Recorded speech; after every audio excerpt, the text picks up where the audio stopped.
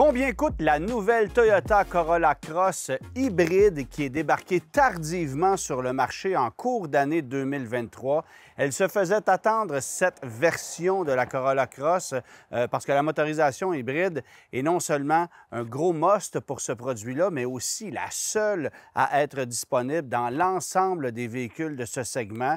Évidemment, les VUS sous-compacts qui sont de plus en plus nombreux sur le marché. Il y a Subaru qui, effectivement, avait proposé chez nous au Québec pendant quelques années la version hybride rechargeable de la Crosstrek, mais ça n'a connu que peu de succès, évidemment parce qu'elle était très chère et trop peu efficace sur le plan du rendement énergétique. Alors, le constructeur l'a tout simplement laissé tomber. Mais du côté de Toyota, on croit vivement en la technologie hybride pour l'ensemble des modèles qu'on propose.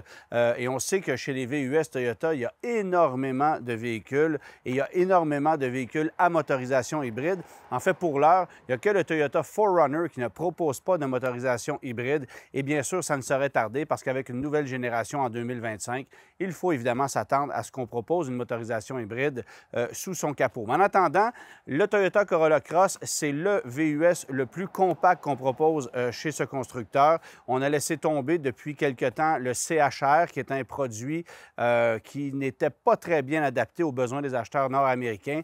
Qui plus est, la version hybride qu'on propose en Europe n'était pas offerte sur notre marché.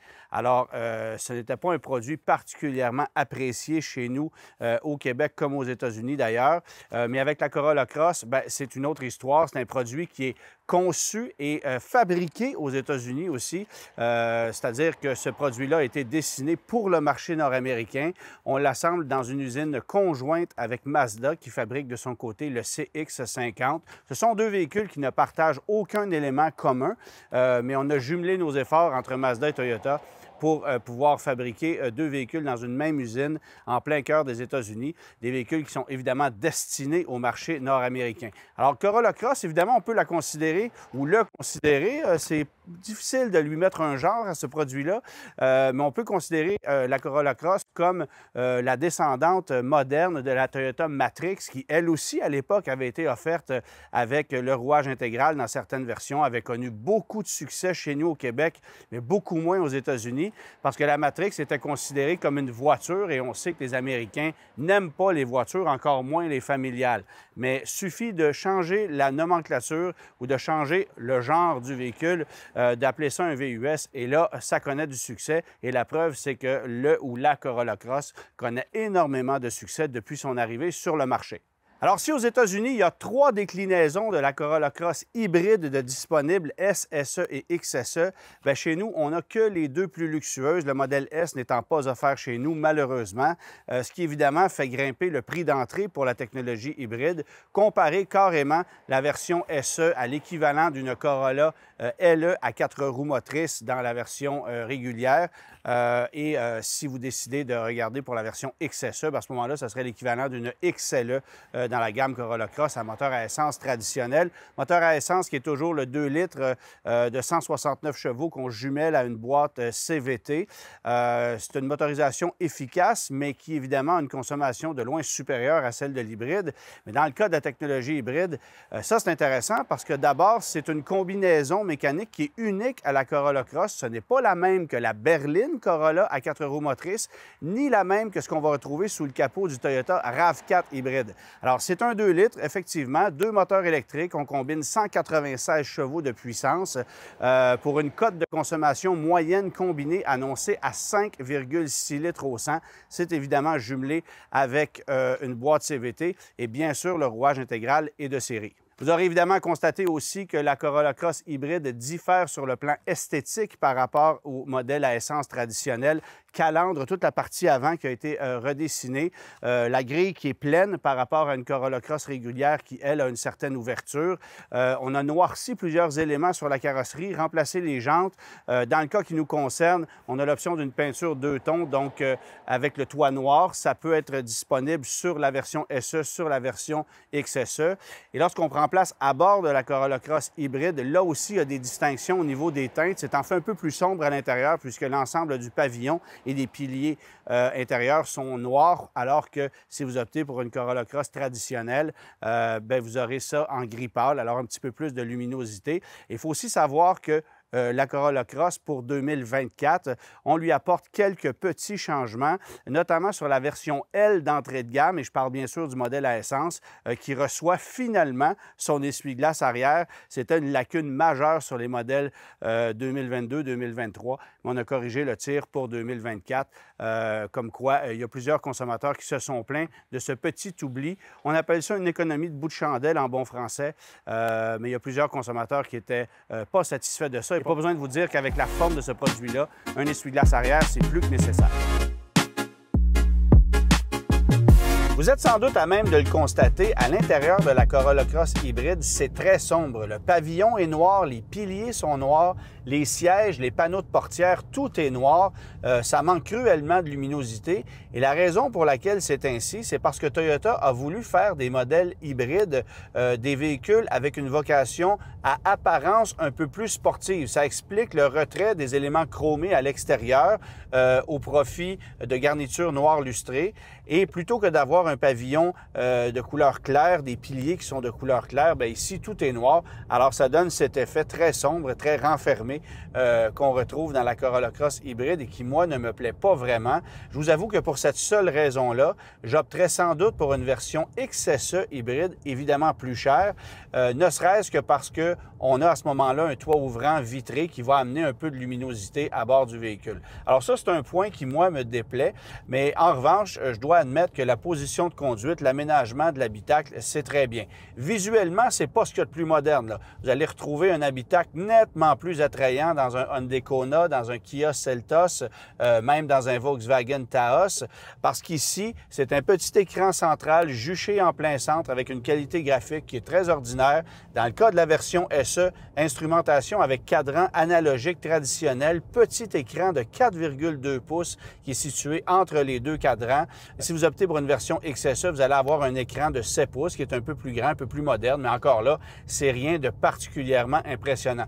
En fait, on a surtout décidé ici de proposer un habitacle efficace, polyvalent, un habitacle ergonomique au niveau de la présentation de la planche de bord, des espaces de rangement. Ça, c'est vraiment bien. On ne peut pas dire que ce soit particulièrement attrayant sur le plan visuel et surtout dans le cas du modèle qui nous concerne où, encore une fois, tout est noir et ça manque sérieusement de contraste. J'aime beaucoup les sièges. Je reviens aussi sur la position de conduite parce qu'en dépit du fait que ce soit très sombre à l'intérieur, il y a une très bonne visibilité. Alors ça, c'est absolument pas un problème. Les places arrière, beaucoup d'espace, facile d'installer des sièges d'appoint. Alors oui, ça peut être un véhicule à considérer pour des jeunes familles qui ont des sièges d'appoint à installer et qui ont besoin d'un peu d'espace dans le coffre. Alors, espace au coffre, c'est très bien. On a quand même plus de 600 litres de volume cargo et lorsqu'on rabat les sièges, bien, on peut bénéficier encore davantage d'espace. Vous dire que la banquette arrière est particulièrement confortable, c'est pas nécessairement le cas, mais encore une fois, ce sont souvent de jeunes enfants qui vont s'installer à l'arrière, soit sur des sièges d'appoint ou sur la banquette elle-même. Alors, le confort de la banquette, c'est peut-être pas l'élément le plus important pour l'acheteur d'un véhicule comme celui-là. En fait, ce qu'on veut ici, c'est d'avoir un véhicule qui va offrir une conduite intéressante, un bon sentiment de sécurité et des performances qui sont à la hauteur parce que, bien sûr, en optant pour une technologie hybride comme celle-là par rapport à un moteur à essence, bien, pas besoin de vous dire qu'on gagne en performance. Et c'est d'ailleurs surprenant de voir à quel point ce véhicule-là est capable d'offrir des performances beaucoup plus intéressantes que ce à quoi on se serait attendu. Bon, d'une part, il faut comprendre que si vous optez pour une version SE, vous allez avoir des jantes de 17 pouces. Les pneus ont des flancs quand même assez épais. Alors, ça contribue peut-être au confort du véhicule. Si vous optez pour une version XSE, ça sera du 18 pouces, ce qui n'est pas encore trop grand pour que ça vienne affecter négativement le confort. Par contre, ça améliorera un peu la maniabilité parce qu'ici, on a quand même un peu de roulis en virage, bien que le véhicule demeure stable et qu'on a un rouage intégral très performant qui, lui aussi, va contribuer à une bonne maniabilité. Alors, pour la question du rouage intégral, je considère que la version hybride propose un net avantage par le fait qu'on n'a pas d'arbre de transmission, il n'y a pas de temps de réaction du système de rouage intégral. Ce sont deux moteurs électriques situés sur chacun des essieux qui vont répondre quasi instantanément pour toujours offrir un maximum de traction et une efficacité très intéressante au niveau de la répartition du couple. Alors ça, c'est réussi, franchement. Vous allez aussi avoir ici une mécanique qui permet d'aller chercher 196 chevaux de puissance. Alors, c'est plus que la très grande majorité des VUS sous-compacts du marché. Bon, peut-être à part le Mazda CX-30 à moteur turbo qui, lui, est peut-être un peu seul sur son île, mais sinon, c'est vraiment un véhicule dont le niveau de performance, les accélérations sont très, très intéressantes à ne pas sous-estimer. Bien sûr que si vous accélérez à fond, vous allez avoir un effet d'élasticité avec la transmission CVT qui n'est pas toujours très agréable, mais en conduite quotidienne, on ne le sent absolument pas. Cet effet d'élasticité-là n'est qu'à peine perceptible. Il faut aussi souligner que le gros avantage de cette version hybride, c'est son niveau sonore. Pas que l'insonorisation est meilleure qu'avec une version à essence, mais évidemment, on sollicite beaucoup moins le moteur à essence ici. Il y a moins de cacophonie en forte accélération.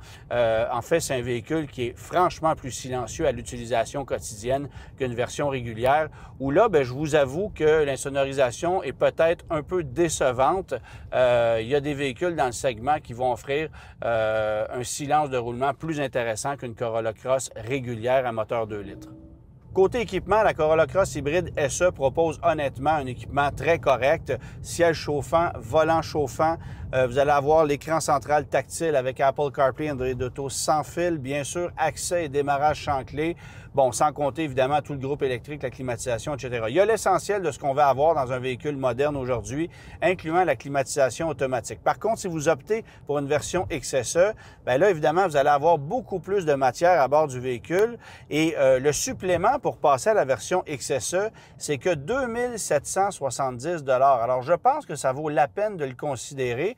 Je vous parlais tantôt du toit ouvrant qui est inclus dans ce groupe d'options-là, ou dans cette version-là, mais ça comprend également la recharge sans fil pour téléphone cellulaire, donc un chargeur par induction, le haillon à motorisation assistée, donc haillon électrique, un moniteur de guidage en marche arrière dans l'écran central qui va différer, instrumentation avec un écran de 7 pouces plutôt que de 4,2 pouces, système Drive Connect avec un abonnement pour une durée de 3 ans, les sièges en cuir synthétique qu'on n'a pas ici puisqu'on a une sellerie de tissu traditionnel.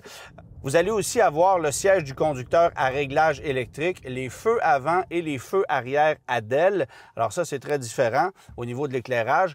En plus de ça, les feux anti-brouillard, les jantes de 18 pouces. Bref, il y a beaucoup d'éléments supplémentaires qu'on va retrouver dans la Corolla Cross hybride XSE pour encore une fois un supplément de 2770 $. Alors ne soyez pas surpris si Toyota met davantage d'énergie à vendre ces versions XSE parce que bien sûr, le rapport équipement-prix est peut-être un petit peu plus avantageux de ce côté-là. Cependant, il y a des gens qui vont rechercher la meilleure économie de carburant possible au meilleur prix possible et c'est à ce moment-là que la version SE entre en ligne de compte. Et je reviens sur le fait que c'est dommage qu'on ne propose pas chez nous au Canada la version S qui est offerte du côté du marché américain. Il faut aussi savoir que sur le marché américain cette année, on lance une version Nightshade, donc avec une apparence encore plus sportive, mais on ne l'offrira pas malheureusement sur le marché canadien cette année. Qui sait si ça ne viendra pas peut-être en 2025. Vous pourriez choisir la Corolla Cross en version hybride uniquement parce que sur le plan environnemental, c'est un véhicule qui consomme moins et qui a donc moins d'impact sur les émissions de gaz à effet de serre. Mais évidemment, le fait que ça consomme passablement moins que la version à essence, c'est aussi un sérieux avantage. Par contre, il faut considérer que le prix de la Corolla Cross versus un modèle à essence traditionnel est passablement plus élevé. C'est en fait 3 800 $ de plus pour une Corolla Cross hybride SE que pour une version régulière LE à 4 roues motrices. Alors, il y a quand même une distinction considérable, mais en faisant des calculs, en considérant un litre d'essence à 1,75 $ et un trajet annuel d'environ 20 000 km par année, bien, ça permettrait à l'acheteur d'une Corolla Cross hybride de sauver environ 750 $ d'essence par année, ce qui veut dire 3 500 $ au bout de 5 ans. Donc, on aurait essentiellement rentabilisé l'achat de la Corolla Cross hybride versus une version régulière en 5 ans, uniquement par le fait que le véhicule consomme moins. Et là, évidemment, je vous fais fi de tous les avantages d'une Corolla Cross hybride. Je vous en parlais un peu plus tôt. Le couple initial qui est pas mal plus intéressant, la puissance qui est supérieure, le silence de roulement qui est supérieur, l'efficacité du rouage intégral qui est certainement plus intéressant ici que sur une Corolla Cross traditionnelle où là, ce n'est pas particulièrement impressionnant. Bref, ça vaut vraiment la peine de passer à l'hybride. Mais encore une fois, il faut aussi comparer ce produit-là avec des véhicules qui ont une puissance équivalente chez la compétition. Alors là, je peux penser à un Mazda CX-30 GS à 4 roues motrices qui propose une puissance équivalente à ce qu'on a ici, mais qui consomme 3 litres au 100 de plus. Et la pire comparaison, c'est le Honda HR-V. Le Honda HR-V qui fait 158 chevaux, une version sport qui va coûter à peu près le même prix que ce qu'on a ici pour une consommation plus élevée de 3,3 litres au 100 et sans avoir évidemment tout l'agrément qu'on peut avoir ici avec le couple des moteurs électriques qui demeure un net avantage sur la compétition. Il faut aussi souligner qu'il y a plusieurs véhicules dans le segment qui n'ont aucune capacité de remorquage annoncée par le constructeur. Ici, c'est pas grand-chose, mais c'est 1500 livres. Alors, pour trimballer une petite remorque, ça peut quand même être pratique. Et c'est 1500 livres que vous obtiez pour une version à essence ou un modèle hybride. Alors ça, sachez-le. Maintenant, voici les prix pour une Corolla Cross hybride. Là, on parle évidemment du modèle 2023 parce que les modèles 2024 tarderont à arriver. On sait chez Toyota que le modèle 2023 est arrivé au milieu de l'été. Alors, les modèles 2024 arriveront sans doute très tard, en début d'année 2024. Alors, pour l'heure, en incluant les frais de transport, de préparation et les damnés frais de concessionnaire chez Toyota qui sont fixés à 899 ça fait une échelle de prix qui va varier de 36 936 à 39 706 Ça, c'est pour une version XSE par rapport à la version SE. Et ici, bien, on a une petite option de couleur deux tons qui est à 540 donc le prix est à 37 476 pour le véhicule qui est ici. Pas besoin de vous dire que chez Toyota, les taux ne sont pas très compétitifs parce qu'on sait qu'il y a énormément de demandes pour un produit comme celui-là et c'est normal. Avec une si faible consommation de carburant, il n'y a personne qui peut arriver à ce niveau-là, à moins de tomber carrément dans l'électrique. Alors, taux de financement à 7,09 pour le moment.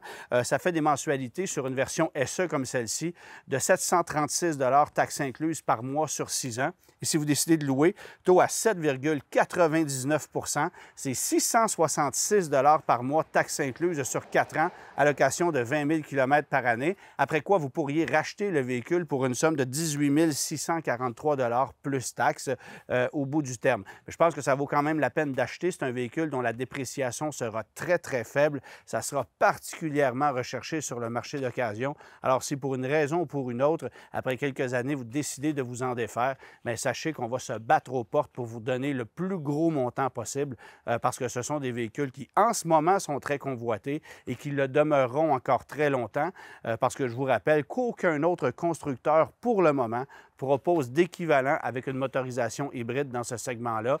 Personne n'est capable, ne serait-ce que d'effleurer la cote de consommation qu'on propose ici, qui est annoncée à 5,6 litres au 100 km. Et comme je vous l'ai dit un peu plus tôt, on est capable de faire beaucoup mieux que ça en étant un petit peu docile avec l'accélérateur.